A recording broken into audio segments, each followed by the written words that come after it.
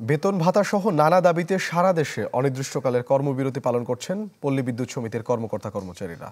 আরও জানাতে নোয়াখালী থেকে সরাসরি যোগ দিচ্ছেন সহকর্মী সুমন ভৌমিক। সুমন,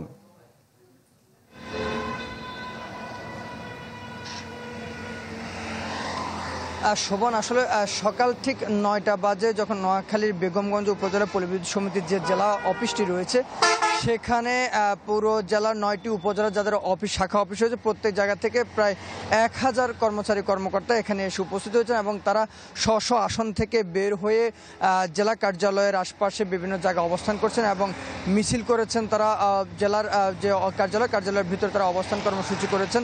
তারা বলেছেন যে তাদের বেতন ভাতা সহ মোট ৩৫টি দাবি তারা উত্থাপন করেছেন। তারা এখানে কথা বলেছেন গণমাধ্যম কর্মীদের সঙ্গে। তারা জানিয়েছেন যে ঢাকায় যে বোর্ড রয়েছে এবং যেটি সমিতি রয়েছে দুখানে দুই রকমের বৈষম্য তাদের সাথে করা হচ্ছে।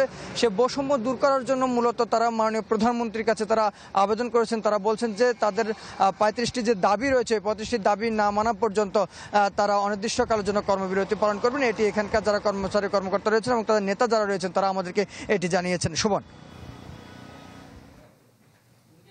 সুমন আপনাকে ধন্যবাদ।